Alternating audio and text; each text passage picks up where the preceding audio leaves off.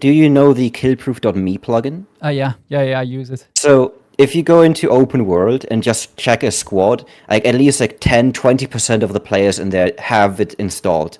So, okay, 20% of the player base is just gone like that, if they ever started to change it. And historically also, they've not banned the users, they have banned the developer. So the risk is majorly on the developer. Hi, guys. Well, everybody who was here for the past 2 hours, hello again. But yeah, now I'm joined for my first ever interview, by the way, with Delta. So I'm so happy you wanted to come on, Delta. Thanks for having me on. Really appreciate it, the opportunity. And if people don't know who Delta is and you want to follow him, type, I'm going to do this now, !Delta in chat. Go check out all of their media. But instead of me talking about you, I'm going to just let you say what you do yourself, because I don't think that makes most sense. Yeah, so I'm a Guild Wars 2 player, obviously. I do like a bunch of stuff on YouTube, just like fun little videos and like news, like nothing major. I stream on Twitch occasionally, and what probably I'm known for most, at least at the moment, is like my addon loader Nexus, and well, the addons I create.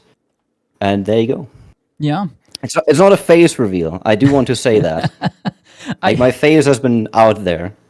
I've already seen his face as well, so I can confirm this is not a face reveal, but yeah, or this is a re-reveal for my audience, maybe, I don't know.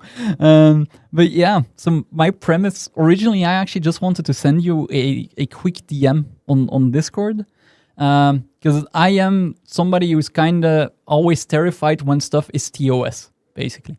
And I know ArcDPS is TOS. I'm maybe gonna ask you, like, from your perspective, why you would consider this well, I assume you're gonna consider this TOS in the most pure sense of what the TOS mentions. Maybe not you yourself as an opinion, but what the TOS mentions.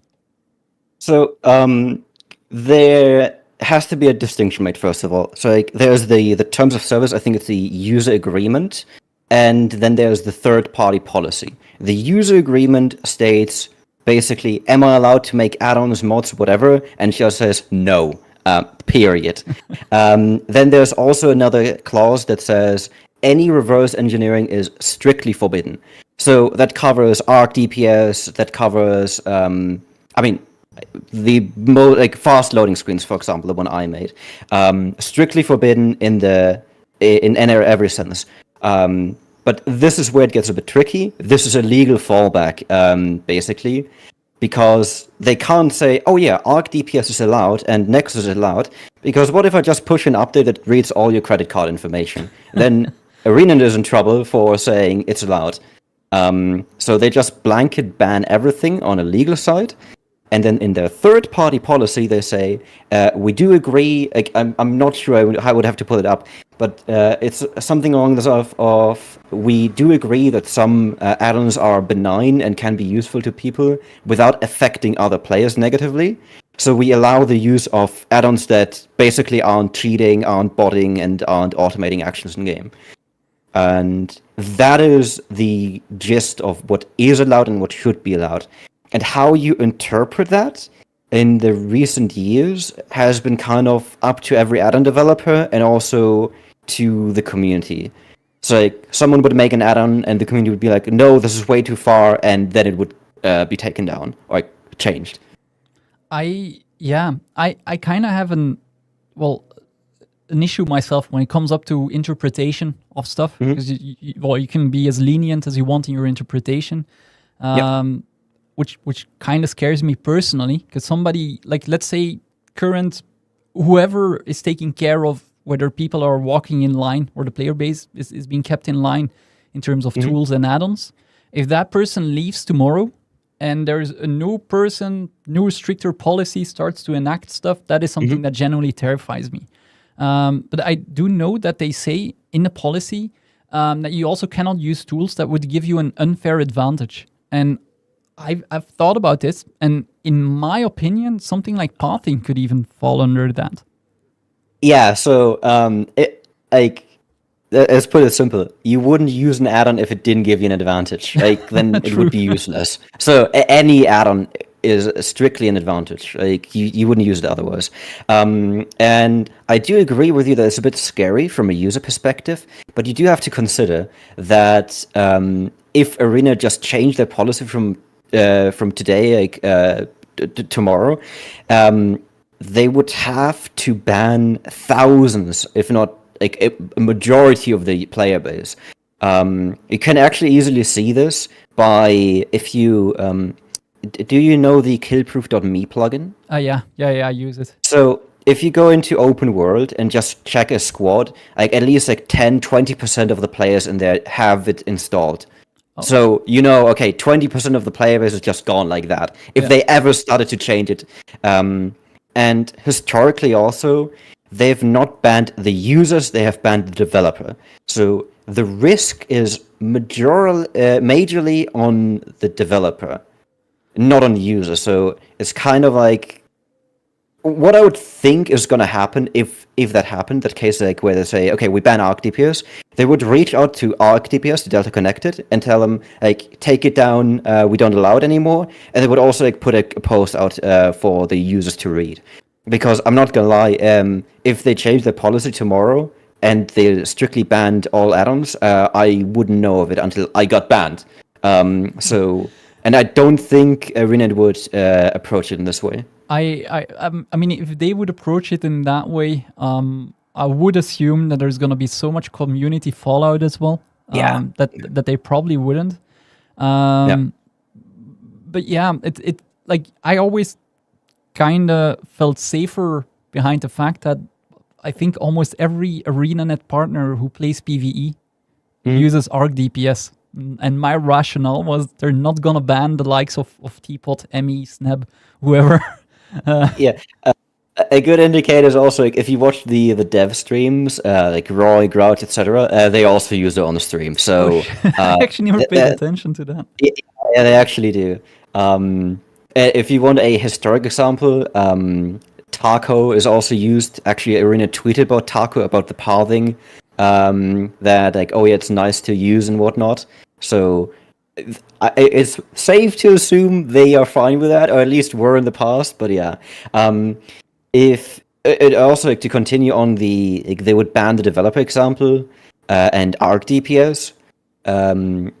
You might not know this, but once upon a time there were two DPS meters, which was ArcDPS and BGDM, the infamous BGDM.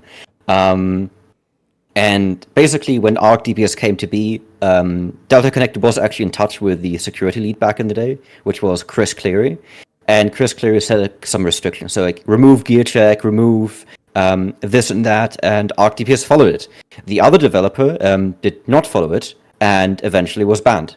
So there's kind of the precedent of they're not going to ban the user base, they're going to ban the developer.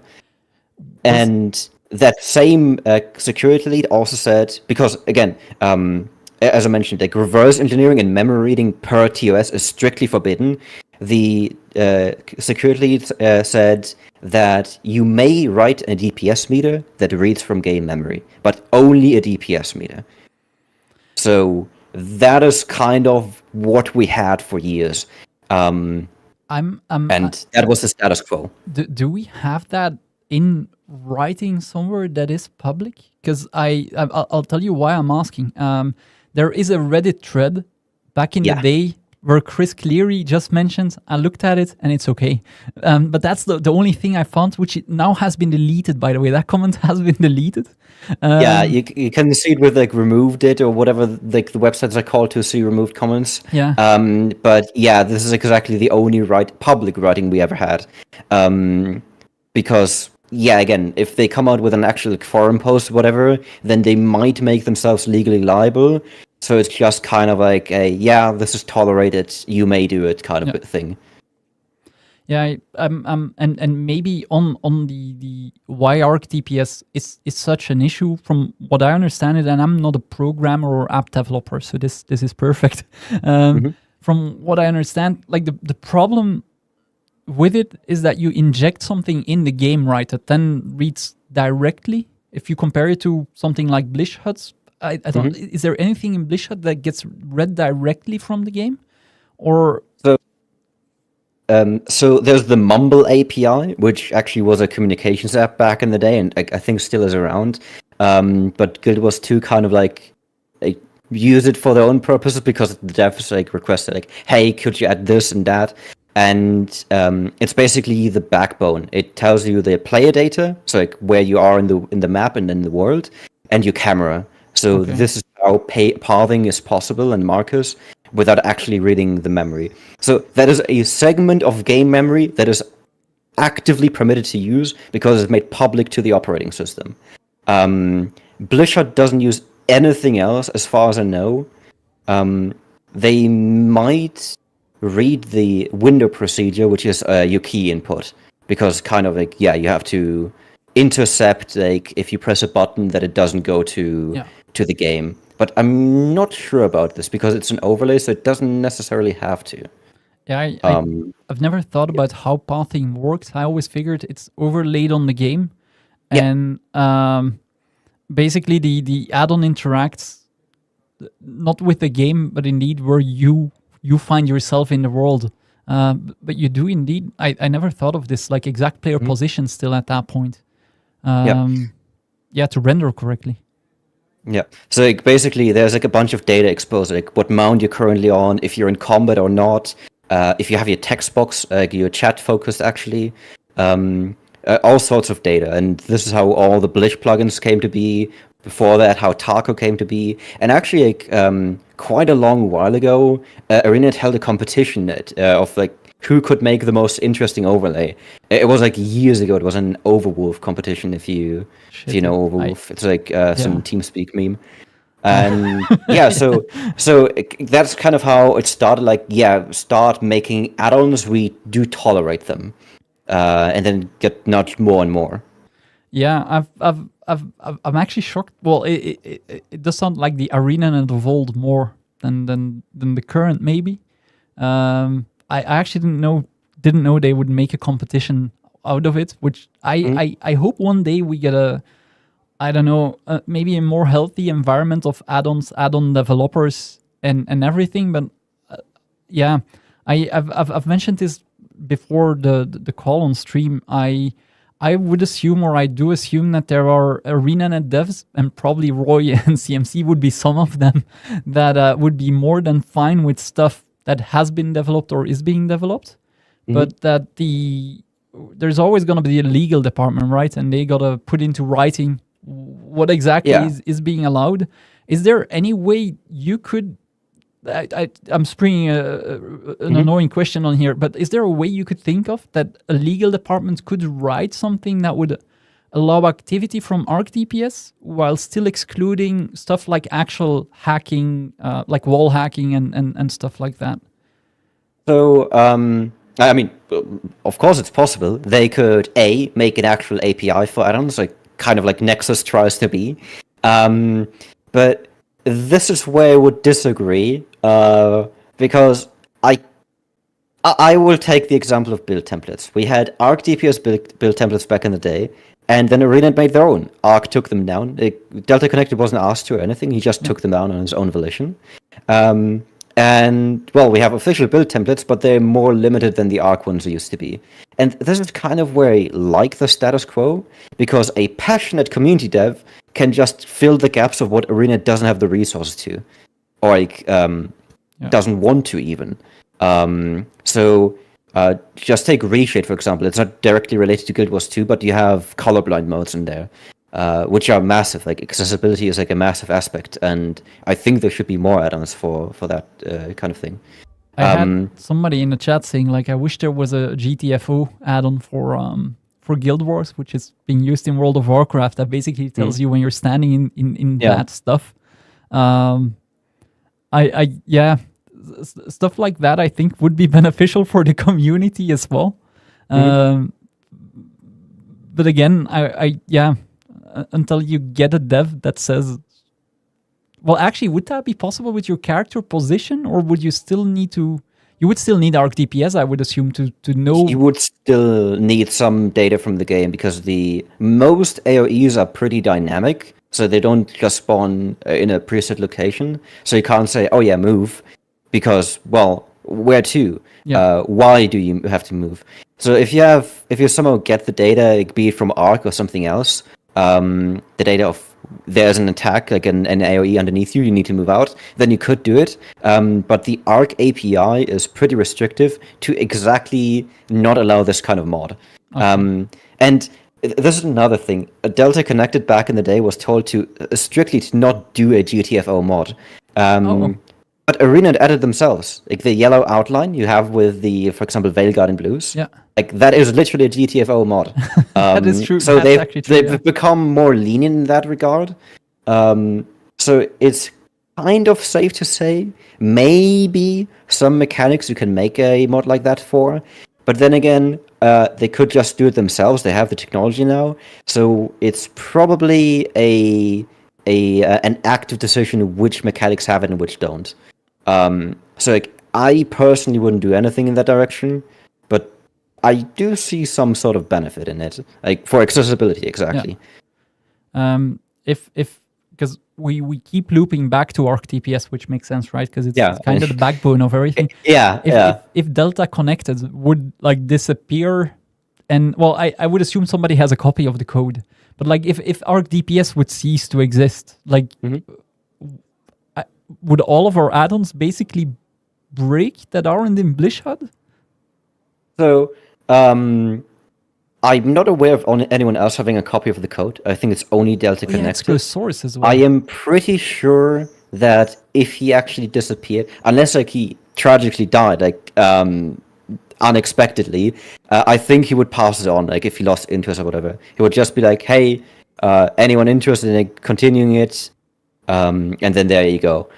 But also, only the Arc plugins would be affected. I'm speaking from a Nexus standpoint now. We don't rely on ArcDPS in this household. Okay. So yeah, a lot would disappear. But I'm pretty sure someone else from the community, maybe even me, would step up and make a replacement. Would it take, like, you personally, would it take you long to come up with a replacement, or would that are we talking like days, weeks, months?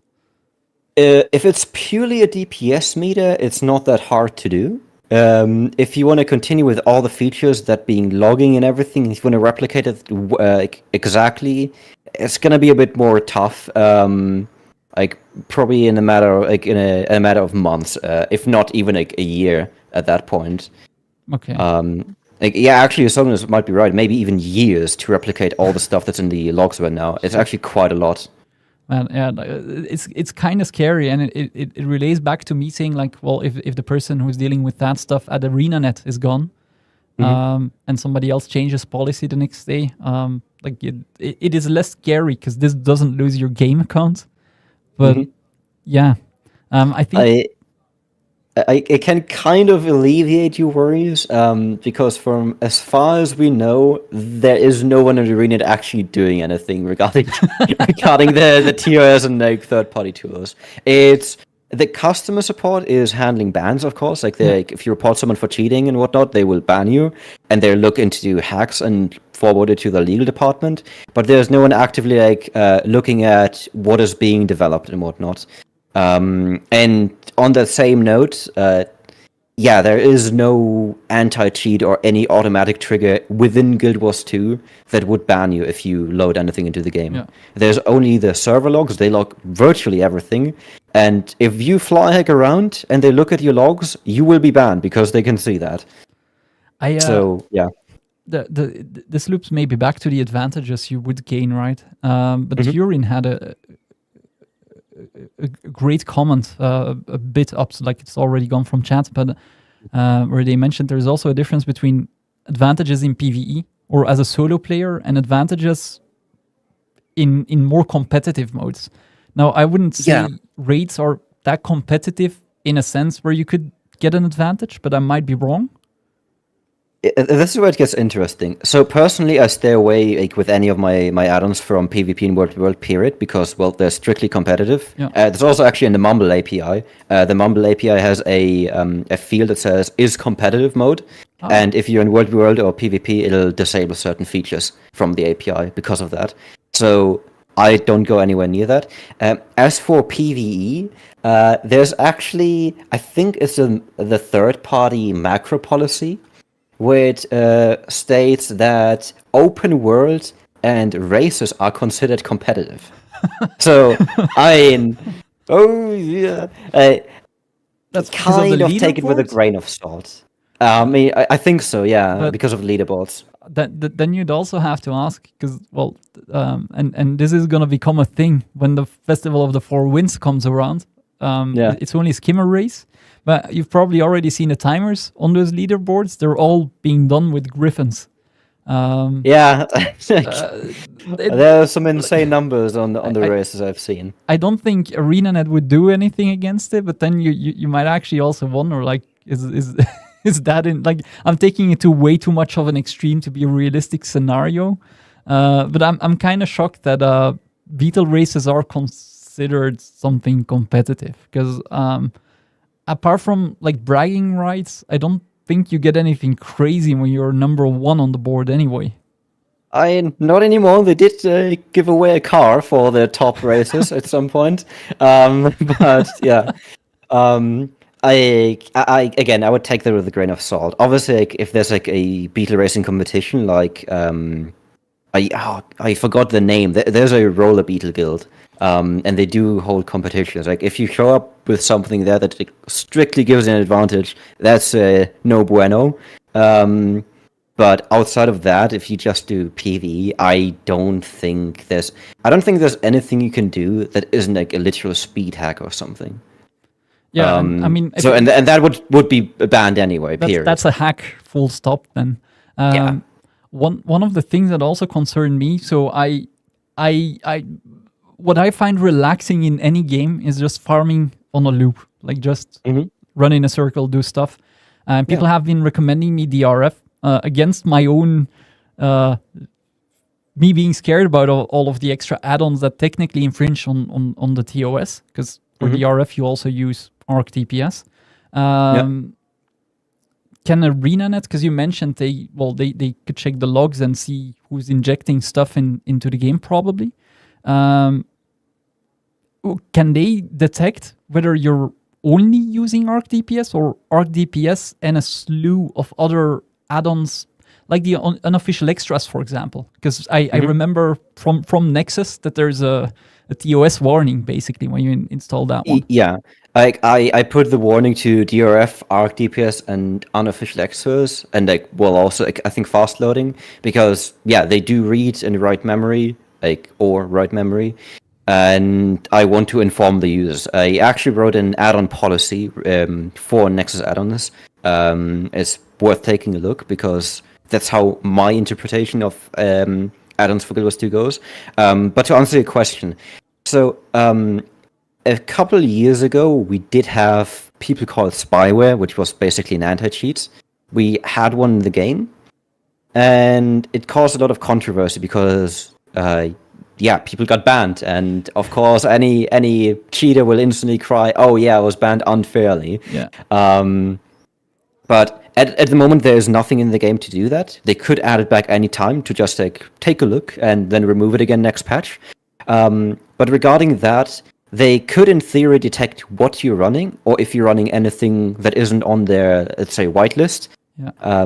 Because they can obviously check, oh yeah, what are you running? Is it an antivirus? Is it NVIDIA? Or what is it? But this is where it gets difficult. ArcDPS updates quite frequently. So if they want to check what is actually loaded, they would either have to manually look at at what is actually running and load it into their own games. Oh yeah, this is just ArcDPS. Basically download it from your computer, which I don't think they could or would do because of data privacy laws. And the other thing is they would need to contact Delta Connected and get all signatures of ArcDPS because it just updates too frequently. Yeah. A signature being basically a unique file print, a unique fingerprint of the file, and every time you change just one bit, the fingerprint changes. So yeah, it would be quite tedious to do. Yeah, so it's possible, but not realistic to. Yeah, like, it would cause false bans because there's also like tons of other like, lesser known software. Just for example, OBS right now. If you use game capture, it will hook into your game. It will be in the process. Well, fuck. So yeah, I mean, yeah, exactly. It's like hooking is not inherently malicious. It's completely normal. Yeah.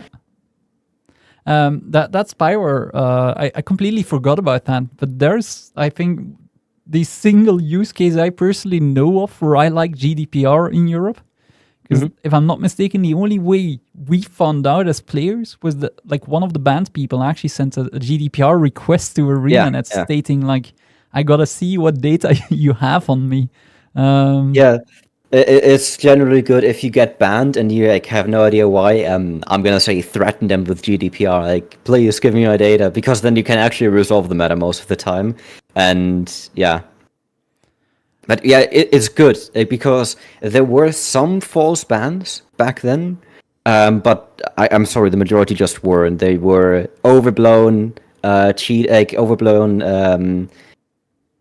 statements from cheaters that they didn't cheat. And we found that out retroactively, but well, it did cause some damage. I would say that is always the case, right? Like if you check after a ban wave on Reddit, everybody's gonna like piggyback off that and say we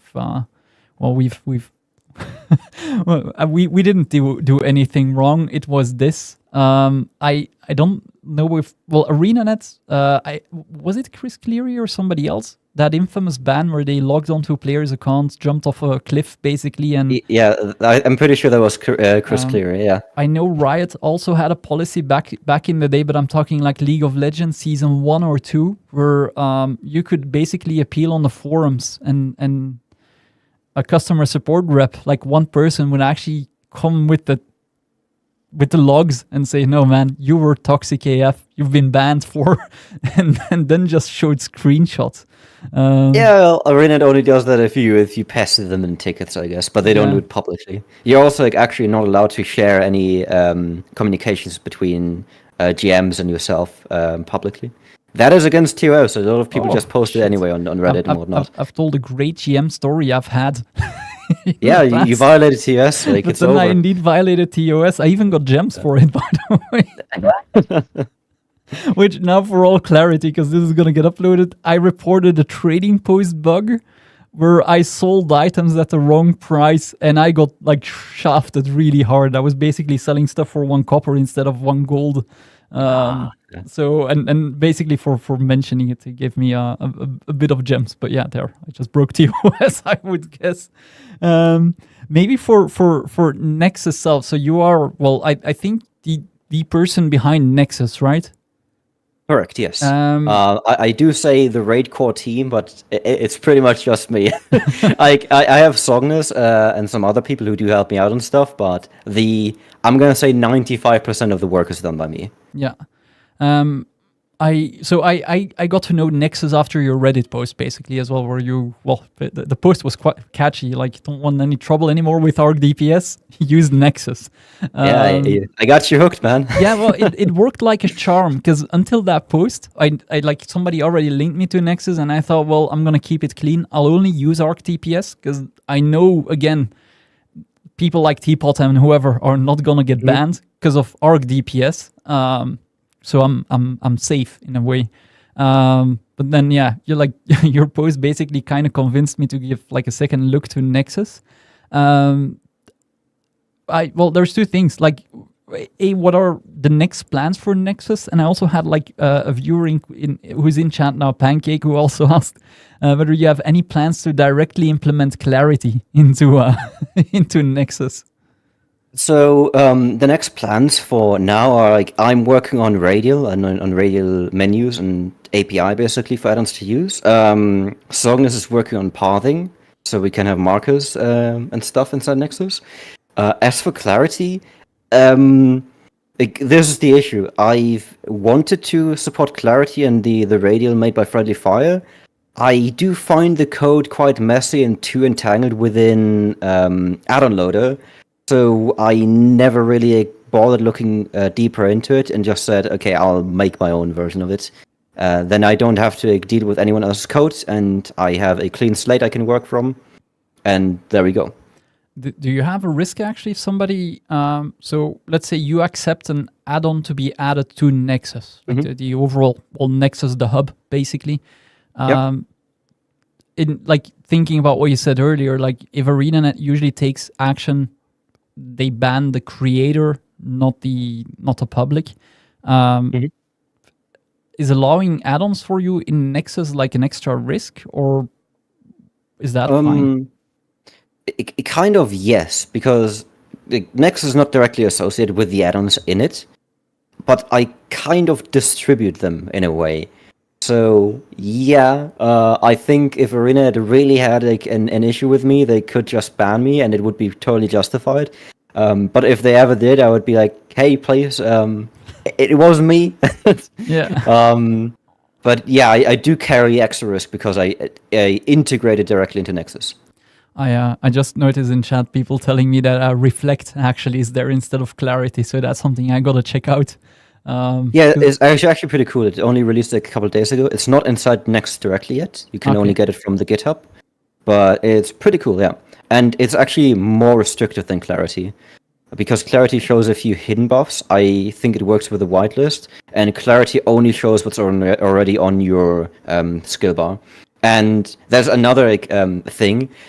Back in the day when ArcDPS was being developed, Chris Cleary said like you can only show stuff that's already on your screen, not any hidden cooldowns or anything from traits or whatever.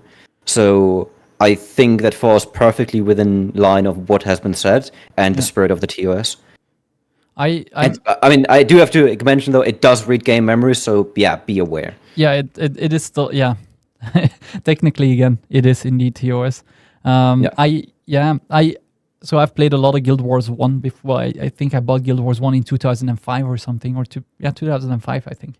And I was actually so shocked that how ahead their UI or their modeler UI was, and what we actually now have in Guild Wars 2. I know they wanted us to look at the screen and not the UI.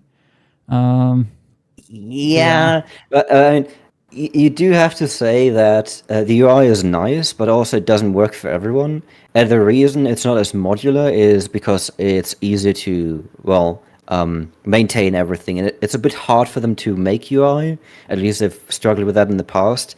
And I do think there is a reason of and to be fair, short intersection there, they did add features to disable specific parts of the UI when you're in combat or out of combat or entirely. So there is kind of like a right for add-ons that add their own UI elements or remove UI elements to exist. And I think it's also totally within line of the TOS. Like, it doesn't hurt anyone, it just affects you. If it breaks your game, it's on you. That's I've never encountered this, and I know like every add-on that you download says this, like if it breaks your game, it's on you. Good luck. Is there? Yeah. I would assume, only on the Raidcore Discord, people coming in with issues. Have there been add-ons that you know of that like literally broke the game for somebody? But it depends on what you mean by breaking the game. If it's crashing, then yeah, every day. ArcDPS does that, maybe. Yeah. If you mean like get you banned, like no one we know of got ever banned for using add-ons. Literally no one ever got banned. Unless it was like a fly hack, which is not any of the add-ons you can get anywhere publicly. And breaking the game itself can't really happen. Like, the game has two files that it needs, which is the executable and the DAT file, which has all the game assets in it. So I don't think any add-on actually touches these files. So it can't really break it unless it's like an instant crash because the add-on is incorrectly installed or something. Okay, yeah, that's maybe good. Well, again, for people like me, because I actually do read a lot of the risk notices, but I gotta say I've never had a game break on me either. So I wonder if there's like something crazy possible where your your character disappears, or not disappears from the game, but like your character model all of a sudden becomes invisible or stuff like that, of course. No, I don't. I mean, when it comes to like, stuff in the game, like for example, if an add-on writes some game memory, or like reads some game memory, like modifies it, then it could modify the wrong memory and something breaks. Like for example, as you say, like, maybe a model doesn't load. Yeah. But generally this doesn't happen because it just crashes instead.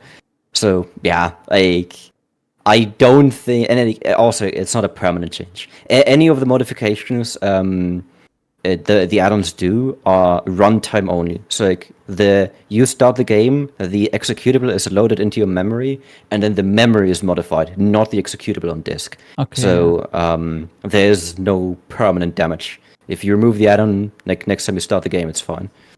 Yeah, I was thinking about, because I've seen some people asking or mentioning, like, I've tried to uninstall ArcDPS, and whenever I reboot a game, it's coming back. I always figure they're doing something wrong, like they're deleting the wrong file or whatever. But again, as somebody who's, I'm a frequent user of add-ons. Like I played, before I came back to Guild Wars 2 now almost 4 years ago, quite a bit of World of Warcraft as well. And there I always used one of the, what you would consider Addon Loader, or basically a version of Nexus out of the game. And to handle all of that for me. But then, when I'm seeing people on I know Reddit isn't the most trustworthy base to go off of troubleshooting stuff. But it's there that the messages like every now and then pop up, like, I can't delete this stuff. I've gone into my I don't know, my Windows registry, and I'm like, again, as somebody who doesn't know shit about this, it goes like, fuck, what if this ever happens to me? But that's good to know. It's just delete a file and repeat, basically. Yeah, like, fortunately, all the add-ons in Guild Wars 2 are very simple. Like Nexus is just one file you drop. If you want to get rid of it, you delete the file again. And nothing has really any deep-rooted installation or anything. Even the Nexus installer, it's called installer, but it just checks if you have maybe Addon Loader or ArcDPS already, so it can move those files around and make it work together without you having to read into how to make it work. So yeah, if someone keeps Arc, if Arc keeps coming back, it's probably either them doing something wrong, or what happens actually a lot is they have a second installation of Guild Wars 2 and they don't know about it, and they run that instead every time. So like Arc is still in there and keeps updating. Yeah. So yeah. Yeah. Okay. Yeah. I figured that would be like a person troubleshooting issue and not a correct troubleshooting issue. I see Sognus mentioning CurseForge. That's something I gotta say I'm happy we don't have in Guild Wars, actually. Again, I don't know enough stuff about, again, all of the things that happen, but I know with, like, I think you mentioned Overwolf, or somebody mentioned it in chat. I know they also have a reputation for basically installing stuff on your computer that might not be strictly necessary, let's say, to... with Nexus, I want to avoid that. I want to have it as modular and as granular as possible. So fast loading screens does nothing but make your loading screens fast. And you can install like 30 add-ons. Like, it doesn't matter. But you know what you're installing, and you know you're only getting that and not some extra features. For example, like, let's assume there was another DPS meter. And besides having a DPS meter, it has a fly hack. And you don't know about it, but it's in there. And obviously you didn't consent to that, you just wanted a DPS meter. So this is where I'm like, have it as granular as possible to make it as transparent for the end user as possible. It might be a bit more clicking, more installing, but that's why you have a manager, a loader for it. So you don't have to do it manually. This is maybe a kind of an unkind question, but I know I don't know how much you follow the add-on scene of other games. I know Final Fantasy XIV had a huge issue with a graphics mod, basically. I know. is there anything actually an end user could do to protect themselves instead of relying on the dev basically keeping the course? Yes and no. So for any open source add-on, compile it yourself if you want to be absolutely sure.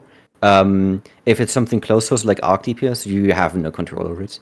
Unless you want to tediously look into the assembly code, like disassemble the actual binary file every time and see like what ArcDPS added, you don't really have any control. You have the choice of not using it or risking it by using it. But I dare say, like, after the past 8 years of using ArcDPS, I don't think anything is going to happen. Like, No, the guy's pretty trustworthy, I would say. So my reasoning here as well is indeed like Delta Connected has built up a reputation. Of course, you could always choose to destroy it, but we don't have any reason to ever think he would. I know you're a public figure as well, being, I think you're the NA leader of Heartstock, probably. I might be. No, like I'm EU. Yeah. I don't know why the fuck I thought NA. I know they swapped around a lot, but I know. Yeah. So you're in Heartstock and a bigger or public part of Heartstock. So well, I would maybe say your name is tied to other people as well. Now people could take that as something, as part to build trust as well. But does that not also kind of then impede, like, let's say there's a new developer, nobody knows who they are, they've never made anything, like the risk installing whatever they provide, I would assume, is like massive, because you can only hope they don't screw you over. Yeah, actually, like all my, I'm gonna say, reputation from Heartstock and whatnot was actually relevant. A lot of people were still extremely skeptical about Nexus, so I eventually ended up open sourcing it. It's now open source, so anyone can look at it. Anyone can look at the 3-year history of changes. All is public, so that is one way for people to to gain trust from people. But if you have a closed source product and you start out now, most users will be skeptical, and rightfully so. You should be skeptical. It's good. I can only say for myself, like, oh yeah, I'm a good person, but you don't know that. You don't know me. And even if like I'm known to be a good person, like for example, like Delta Connect with ArcDPS, like that could just change tomorrow. It's unlikely, but there is a possibility. So if that happens, if you want to make a new add-on, you want to get into the scene, make it open source if possible. And if not, then some users will do the leap of faith and you will slowly build reputation. But it will be a lot harder. Is there maybe plans? I don't think it is already the case. It could be wrong, of basically as Nexus to become a platform for such people, because I know you have a section on Discord to help teach people reverse engineer stuff, and which I would assume is to learn to read game memory. Exactly. As well. Like, is there a plan for Nexus to also become that part for the community, or is that something that might happen, might not happen, but it's not a point? So I mean, it already is. Like a lot of all the add-ons within Nexus, basically, or almost all, are from people who haven't developed any add-ons before. They didn't even know C++ or like any of the languages before. They started doing it, and well, they have the advantage that they open sourced all this stuff. Yeah. So yeah, they kind of like did the leap of faith and went out there, but they were entirely unknown before that, and now they have a pretty good following. Sognus, for example, he didn't have anything public before that. Like he had an association with Heartstock, but he made his boss add-on, which I think you're using as well. And yeah, like, it has a couple thousand downloads now. It's doing pretty well, actually. I actually used the World Boss mod from Sognus.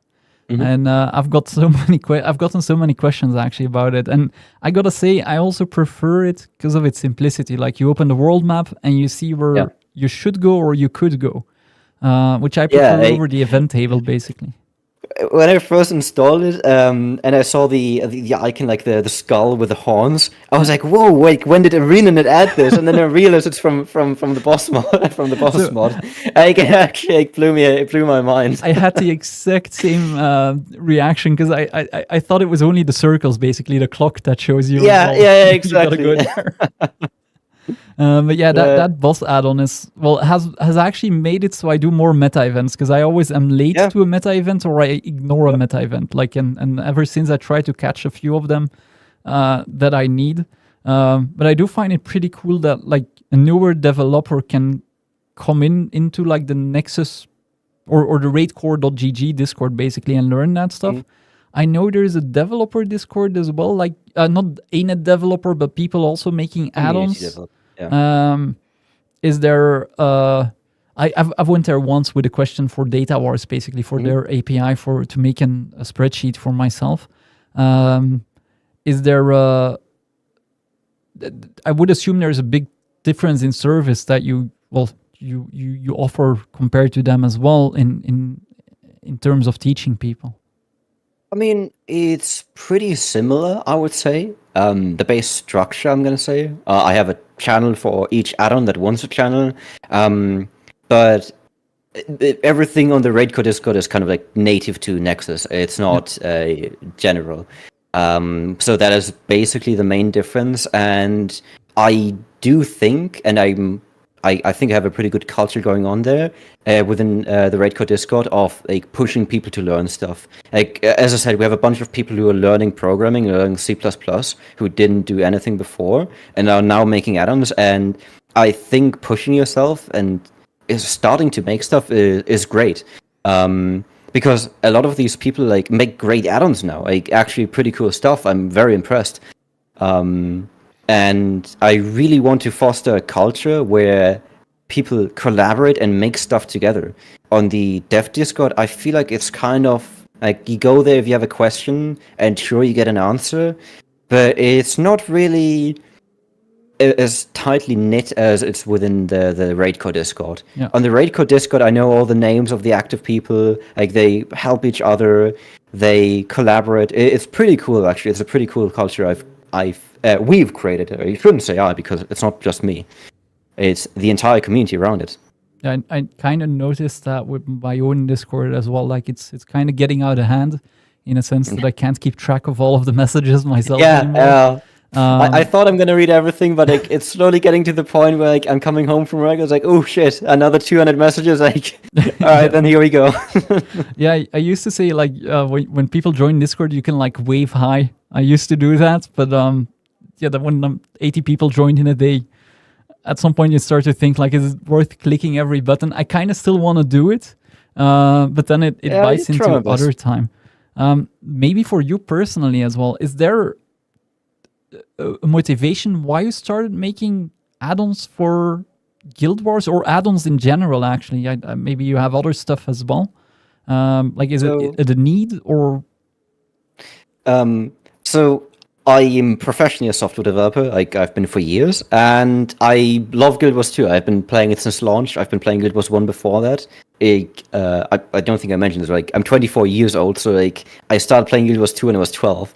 So like it's literally like my childhood and like basically my favorite game. And eventually I started using ArcDPS. I was actually quite I'm going to say scared of it. I started using it 2018, which was pretty late compared to other people. Like most started using it like 2016. And eventually I was like, I find this pretty cool that ArcDPS has a modular plugin system where you can just create stuff for and load it into it. Back then we had the boon table, we had the mechanics log. And so I started fiddling around with add-ons, with plugins basically. And it was more of a curiosity than a need. Yeah. The need I created myself, because then a few years down the line, I was like, okay, all these plugins are kind of like doing the same thing. They re-implement keybinds, they re-implement updating and whatnot. And then I had the idea, what if I make an Arc plugin that manages other Arc plugins?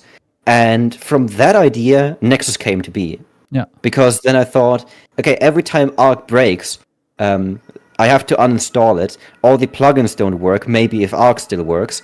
So I decoupled that, and Nexus became the thing that has no game logic in it, so it doesn't crash or change when the game updates. In theory, can run it forever. And yeah, so I made my own platform, and from there on, I started making add-ons. I like how it's always like a passion for the craft rather than, The first Nexus add-on I made was actually the mouse look handler. like Nexus didn't have anything. It just had ArcDPS. I kindly asked Delta Connected to add support for it, and he pretty much did immediately. The mouse look handler is basically an add-on that automatically enables action cam. And I created it because someone came to the dev Discord and asked, like, hey, I have a disability. Is it possible to make an add-on like this? And I was immediately like, yeah, sure, why not? This is a perfect opportunity for Nexus because I just pretty much finished Nexus. And I want to push it, obviously, because it's kind of like my child. And so I made it. And it was perfect because that add-on was created out of a need. And I think a pretty noble cause, too, because accessibility is there should be more accessibility add-ons, period. Yeah.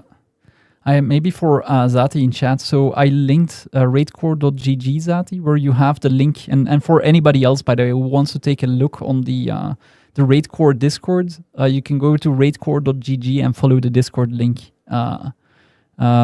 there, by the way. Like, I highly recommend it, because before I sent you a message, I basically scroll, well, as one does with the Discord, right? Like, you quickly scroll through, you see what is on there or who is on there.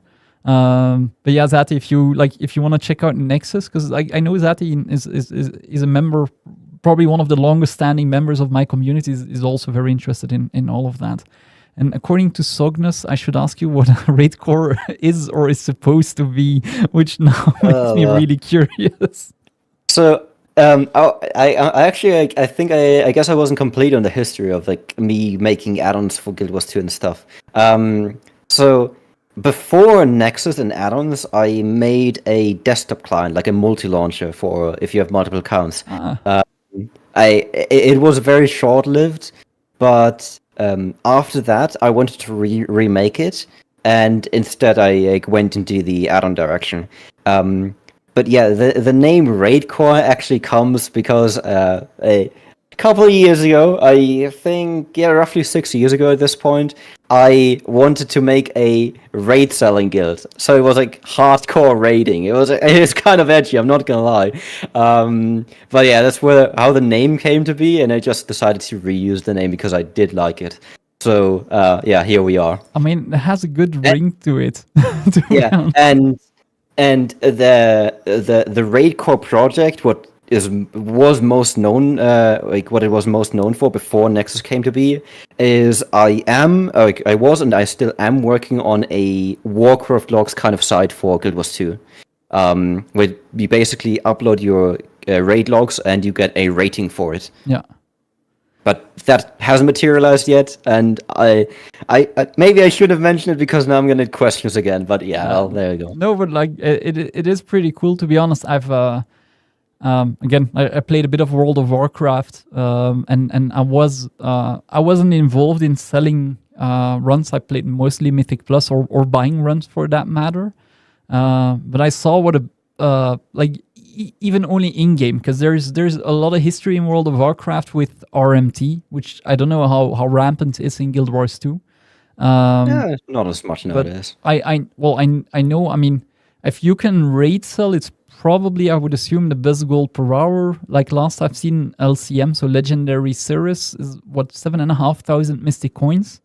Even if you split that 9 ways, you're getting a good amount of gold per hour. And then knowing that Guild Wars 2 and Guild Wars 1, actually, like the economy in Guild Wars 1 was almost fully service based as well. People asking for runs from one city to another to progress the story and stuff like that. So personally, I kind of find it cool that there is a bit of a raid selling guild behind it. I also have a bit of a very specific opinion on raid selling that not everybody will share. But I believe that if you can get your own means to pay for a raid run, so for a raid sell, that's actually even an achievement in and of itself. Because if you look at the general player base again, that's not going to be 10% who can generate that kind of liquid gold to buy Envoy, to buy whatever. But I know that's not a popular opinion, because a lot of people say, well, it kind of devalues whatever title I've got that I worked for, but I don't see it that way.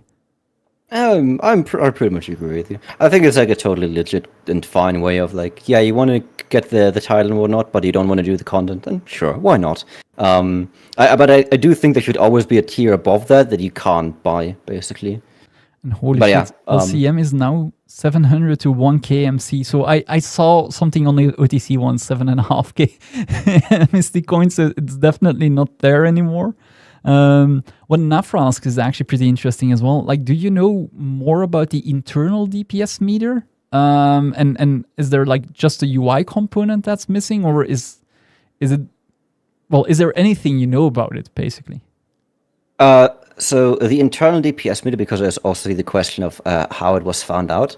It wasn't really found out. It was when raids were beta tested, it was given to the beta testers. So it was pretty immediately known about it. And then we had it in the aerodrome training area a bit later. And I mean, yeah, a UI component is missing for it. It doesn't really have a UI as far as I know. And I mean, I don't know. I never looked into it because making a DPS meter is not hard. You just add up all the numbers and divide it by the time you've been in combat. Yeah. In very simple terms, of course. That's also kind of where the problem lies, right? With the you need to read memory for this. We get a bit of a background there. There we go. We're back. Take to the loading screen. But yeah. So yeah. Because that was my first thought as well. Like, why doesn't ArenaNet just enable this for everybody? And worst comes to worst, like put it in a chat tab that you have to activate. It is kind of a pity in one way that they don't, but then on the other hand, it also kind of cultivates the culture that there is now. Yeah, exactly. It's like I'm fine with the status quo again, and they probably don't have the resources because a DPS meter it doesn't really give them anything, and they would have to actively maintain it, fix bugs and whatnot, and it's not really worth the trouble for them. And we have a solution, so why not use that existing solution? Yeah, that's true. And if you don't want it, you don't use it. Simple as that. Yeah, I know a lot of people that are opponents of DPS meters also always say like I don't want something imposed on me. The problem I have always with those debates is that people either look at the extreme side of I want to play my way, whatever way, or the extreme side of we're doing this content, you've got to play my way. There's like, I do believe the biggest part of the Guild Wars 2 population is actually in the middle ground. But of course, you're more incentivized to shout out if you're not agreeing with something than if stuff is working for you. I mean, both extremes are actually totally correct. It's just both extremes are actually kind of the same. It's like I want to play my way, and for most players it's the meta way, and for some players it's like casual, and yeah, make your own group. Basically, both are totally valid, and you shouldn't force your stance on someone else, and neither should you force it on. Should someone force it onto you?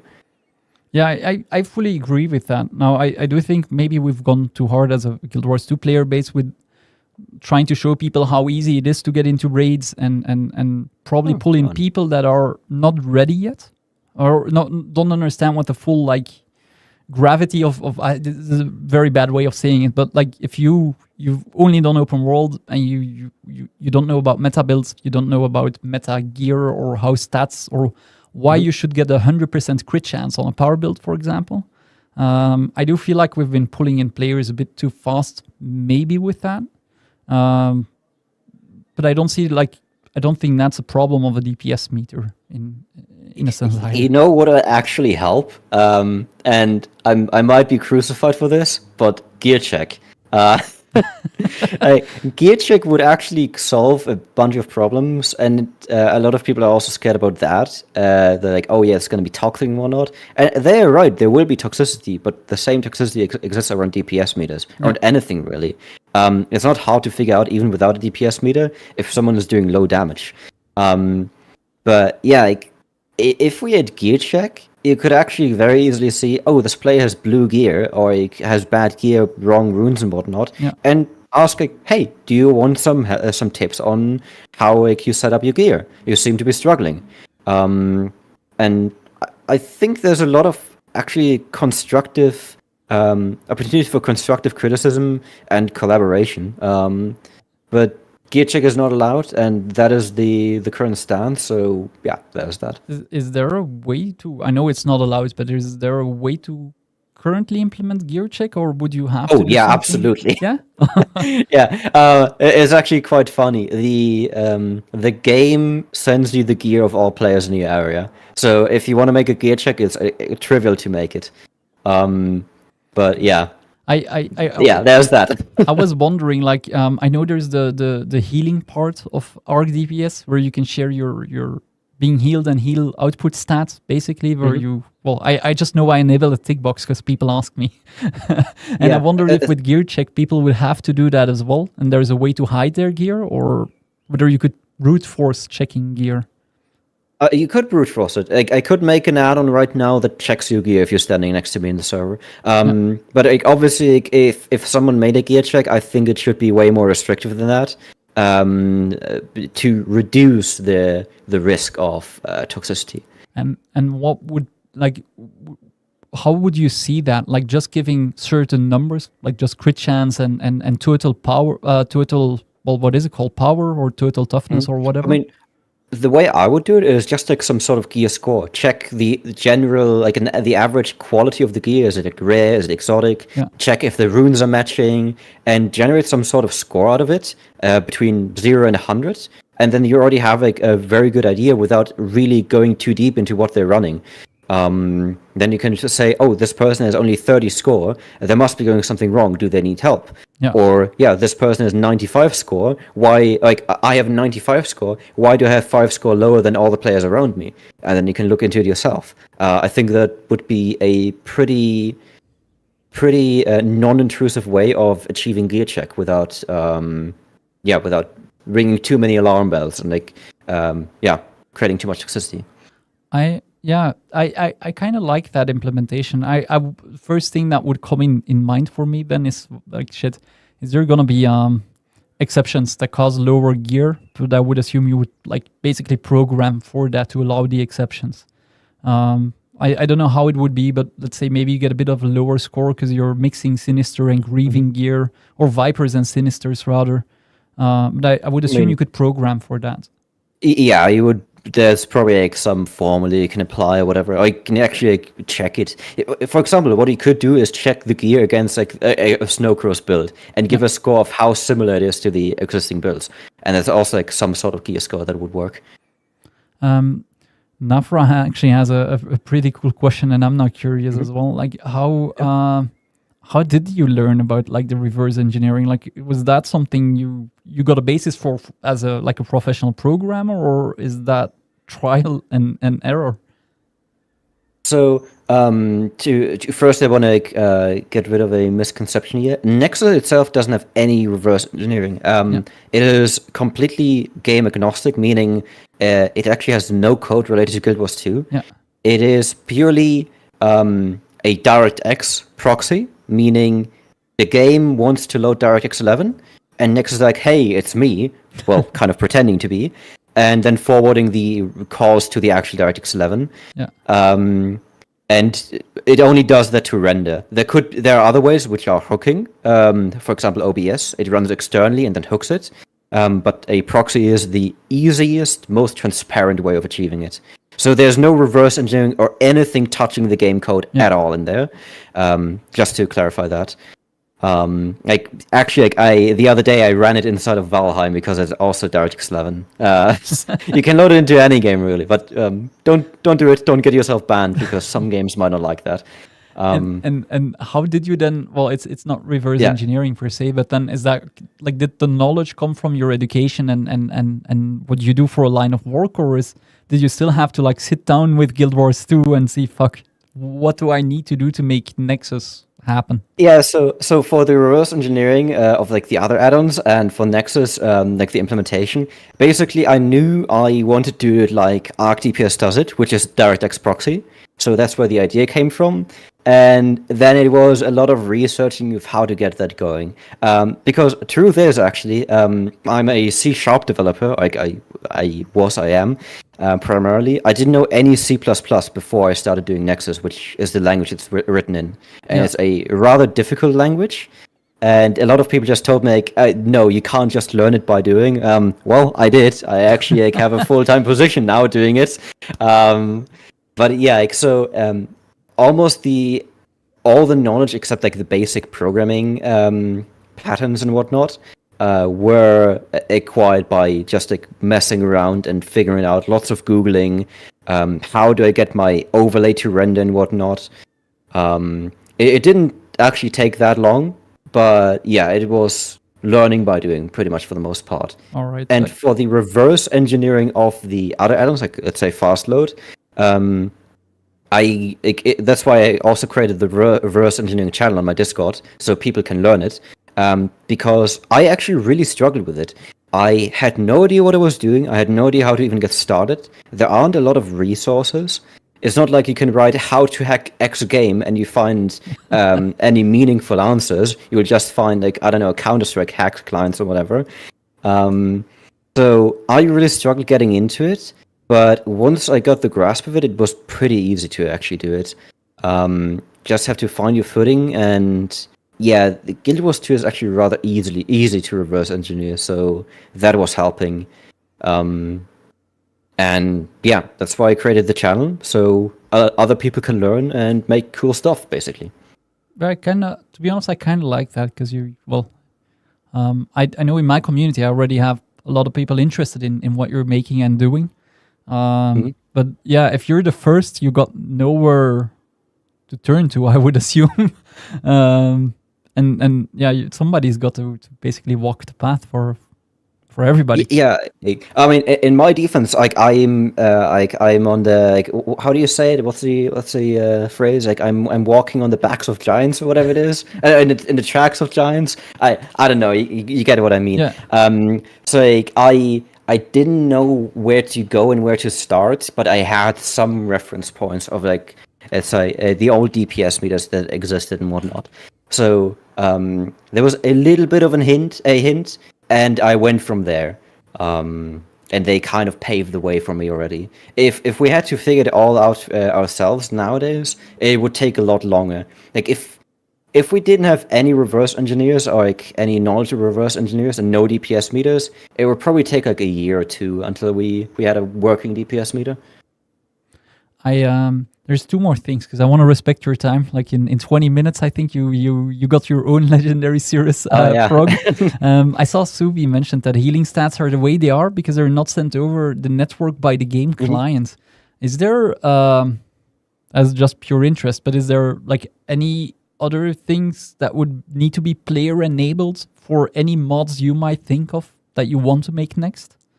Yeah, so healing stats, actually, the game and the ArcDPS only has your own healing data. Like, the DPS data is sent over the server, but your healing data is only local to you. So healing stats solve this issue by creating a server, and you enable sharing, and if you run the add-on and I run the add-on, we both have each other's data. Okay. If you don't have the add-on, or you don't have it enabled, then I don't have your healing data. And the same principle, we are working on a bunch of stuff for Nexus right now, because, for example, what we're working on is an add-on that enables you to have a countdown for a Raidcore, like a pull timer, basically, if you know it from WoW. Stuff like that. Very easy to do, actually, if you have the networking part. Yeah, doesn't it work in WoW as well? Like, where I know you gotta have or bigwigs or DBM for a lot of the functionality, basically. So I would assume it kind of works that way as well there, but I might be wrong here. Yeah, I'm not too familiar with the WoW API there when it comes to add-ons, but I would think it probably works at least to an extent like that. Yeah. I have one more question, and this is for the family specific, like my community, and something I've been acquiring a lot of infinite gathering tools, because eventually, I don't know if you know Mars Edge's research we've been using for what now, 6 years. He documented through developing a known part of ArcDPS, a way to track the speed. And since like there's no way, well, he's not active on Reddit anymore. His GitHub has been deleted, like he's gone basically. Is there if somebody were to want to make something like that, a rudimentary version, is there stuff you could piggyback off that's already available in any of the add-on tools that you know of, or is that like stuff you basically got to start from scratch? Oh, I'm pretty sure there's like a lot of stuff already out there, because I think at the end of the day, that's just the skill cast, and reading out the skill cast duration shouldn't be too hard to do. So yeah, I think so. I was thinking like, or hoping something like ArcDPS mechanics log would be able to show that. I noticed that one is limited, of course, to whatever mechanics we have in raids and strikes. Because my other solution would be to install a frame counter and count frame by frame, which isn't as exact as what Mars Edge did. But let's see what Nafra says. Tell him that I specifically don't know how that dude figured it out, or at which part can you cancel the skill and get the loot. I would assume that's through moving, but I might be wrong. But I know that is like one requested feature, and ever since I mentioned it, that I want to eventually be able to help update the list. That I've been thinking like, shit, is that something I should learn how to make myself? I can do a bit of programming, but nothing in any of the C's. There's a chance. Like get into reverse engineering even. I kind of want to know what I would get myself into before I. Because on the outset, this is a very simple question, right? How many milliseconds does a cast bar take? But again, I don't have the experience, and I would assume, well, first you gotta learn to read the cast bar, but then also when does the item hit your inventory? When does the so I kind of want to know what I would be setting myself up for with something like that. I mean, if you don't have much programming experience and like any reverse engineering experience, there's gonna be like quite a bit to digest. But honestly, like Renop here in chat already said it. Like he's one of the people also like helping on Nexus at the moment. He could probably hook you up. He could probably help you out there. Just pester him. He's a full-time slave anyway. All right, I might contact you, Renor, eventually, because I don't want to put. I don't want to put that on anybody's else's back, of course. But I like running in a loop, and I've paid for legendaries literally by gathering in the open world when I couldn't raid. Now I've done all of the raids and everything, and got all of my armor and all that shit. But at first, all I did was run around, and I relied so much on Mars Edge's research, and then I thought, well, fuck, maybe maybe I gotta do this myself. But I'm kind of scared what I would be setting myself up for. Like, to give an idea, the only programming experience I have, I used to work in finance. I would deal with like a couple of thousand transactions a day, and then I got a client who I needed to make reports for who did 30,000 transactions a day. 1,000 a month, and all of a sudden I had to do 30,000 a day. So I basically got a crash course in Python, which I heard after is not the language to start with. And especially, well, other people had recommended me other stuff eventually, like, oh, you would have probably had an easier time with XYZ. And I wouldn't mind a project like that, but I'm also scared once I started thinking about the breakdown shit, there's a cost bar, then there's the items hitting your inventory. And I would assume making something like that will also be TOS breaking in a sense. I mean, like obviously, like you will be breaking TOS because you have to read a memory or the DAT file. But honestly, who are you affecting with that? Like, who are you doing harm to? Literally no one. So I don't think Arena would care. Yeah. It doesn't affect. It literally doesn't affect anyone. It's for the greater good too. So I think it'll be fine. But yeah, as a starter project, it might be a bit much, but it's certainly doable. But maybe maybe there's some other easier projects like you want to tackle first. But I don't want to discourage you. Like, if you want to do it, like, yeah, actually, like, start doing it. Get in touch with Renup. He can probably guide you. I'm also more than happy to like help you out there. And yeah, get going. Awesome. I have 1,000 more questions, but I'm gonna keep it at this because I do want to let you go and respect your time. But I mean, we have to do a part 2 then. Yeah, we might have to do a part 2 indeed. I do want to thank you like for your time, and especially how accessible you were on Discord as well. Like messaging other creators is still new for me, so it was very cool to see how open you were to instantly go like, yeah, fuck it, let's set this up on stream and do it. So I want to thank you, like not only from myself but all of the people who sent me questions and all of that stuff, because this is actually awesome. Is there anything we as a community, and doesn't need to mean me, people on my stream, people on my YouTube channel, that we could do to enable or help people like you, basically?